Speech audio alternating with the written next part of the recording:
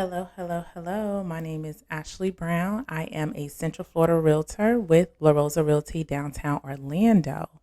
And today we are going to talk about should you buy a property with your bae? Hmm. Let's ask.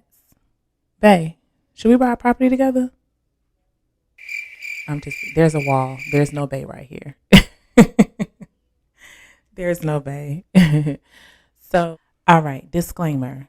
We're only talking about those of you that are in serious relationships. I'm not talking about your sneaky link. I'm not talking about your just started talking a week ago, a month ago, maybe even a year ago. So let's just understand this conversation is directed towards those individuals that have a significant other that you feel as though you see a future together. So let's just start with that. All right. So, should you buy a property with your babe? So, I can't really say my answer is going to be yes or no. Why? Because I'm always going to be an advocate for purchasing property and starting to gain equity and gaining generational wealth. Now, the first thing, so step one, have that conversation with your significant other and again discuss where is this relationship going. So make sure that you all are on the right track to take it to the next level. Maybe you're already engaged because of course a lot of people are going to automatically say no, don't buy property with your significant other. It should be your spouse, your wife, or your husband. And I can agree with that. However, I do also understand that for one, marriage may not be for everyone. And for two, you may not be at that step already. You may be laying the foundation to get engaged or to get married. Maybe you guys have a date. So now you may decide that, okay, I want to get a property. My significant other may want to get a property or what have you, whatever you decide that you want to do. But make sure that you can see yourself doing business with this person. So that's a part of the conversation. So make sure that your significant other is someone that you can stand to do business with because purchasing a home is basically it's a business transaction. Let's be clear. It's business. It's a contract. You actually sign a sales contract. You both are tied to that property. You both are responsible for the mortgage if both of you are on the loan, or we'll get to that how you may structure that later on. But you both are ultimately going to be responsible. So make sure that you both can stand to do business together. That's the other thing. All right. So after you've had that conversation to discuss where you guys see this thing going, the next thing that you want to do is look at your finances. Can you afford to purchase a home together at this time? So you want to look at also your credit scores. So minimum credit score that you're going to need at the very minimum, preferably is going to be a 620 or 620 to 640. So if one of you does not have favorable credit, then we would have that decision to see, okay, now which of us are going to go on the loan because the other part to that is that you can decide, okay, we're going to have one person on the loan, but both names are going to be on the deed. Let me say that again. Both names need to be on the deed. Sis, don't let him get the house and your name is not on it. Bro, don't let her get that house and your name is not on it. Okay? So both names need to be on the deed. All right? So once we determine how we're going to structure the purchase, whose name's going to go on it, because aside from credit, also the income. Who has the better income?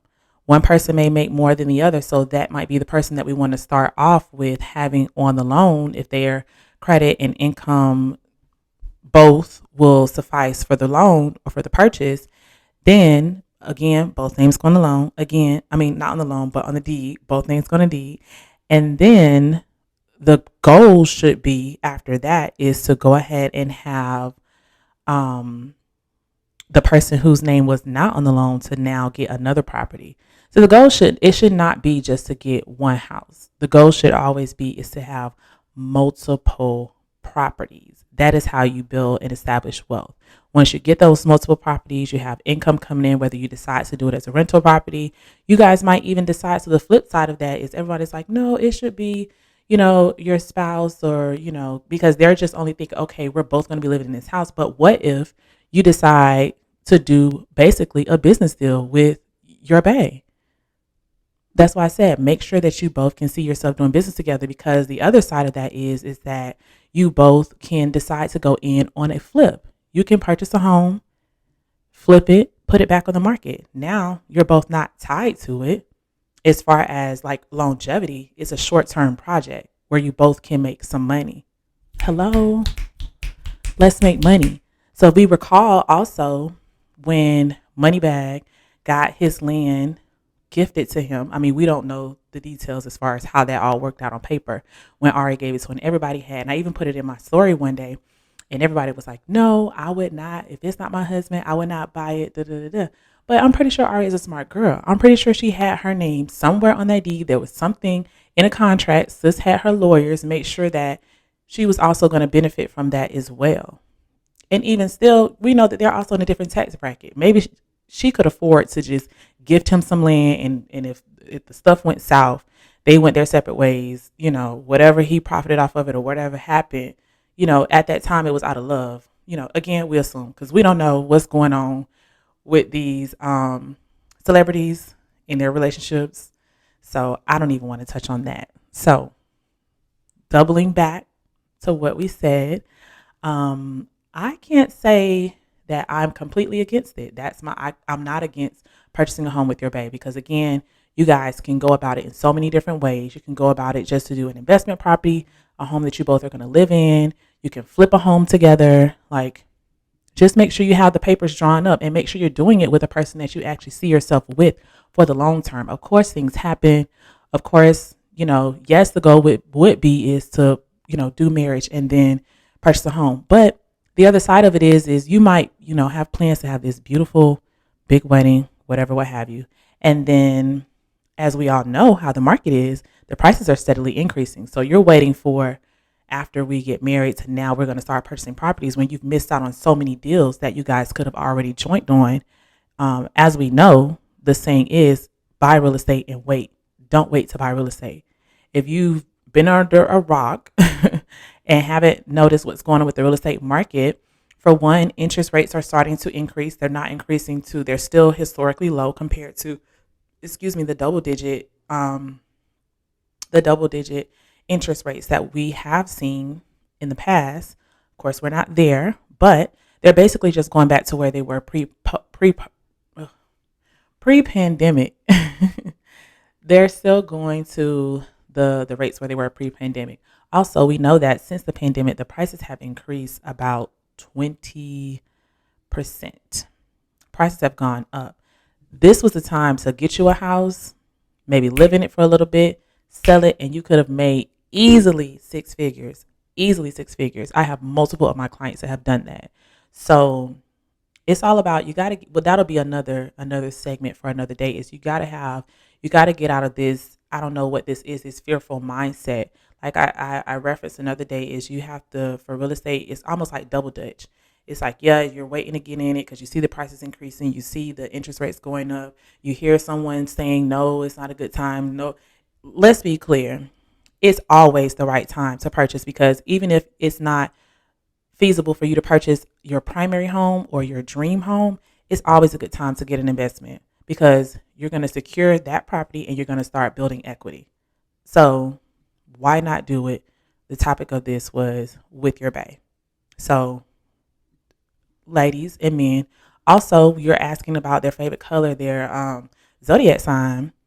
Ask them what's their plans for business. Like, make sure that they are going to be also a good business partner, because ultimately, once you guys become one, you're also business partners as well. So take it as you may. My stance on it was it can be done to purchase a property with your bae. Of course, ideally you'll want to do it with someone that you've already made a lifetime commitment with. But however, that might not be the case for everyone. So my thing is, If you see that this person has good business qualities or good business mindset, maybe they're good with finances, in a relationship, one person may have strengths in one area and in the other. So if you can combine your strengths and weaknesses to get to the bag, let's get to the bag. Okay. Y'all be blessed. So please leave in the comments. Let me know your thoughts. I'll be happy to continue and to talk on my thoughts about it. And let's be prosperous. Let's get to these um, lands. Let's get to this equity. Let's build wealth. My true desire is to see us all win. All right. And again, my name is Ashley Brown. I'm a Central Florida realtor for La Rosa Realty, downtown Orlando. I have been in the game going on 5 years. Purchased my first home at 21 years old. So I have been in the real estate game for over 10 years now. So be blessed.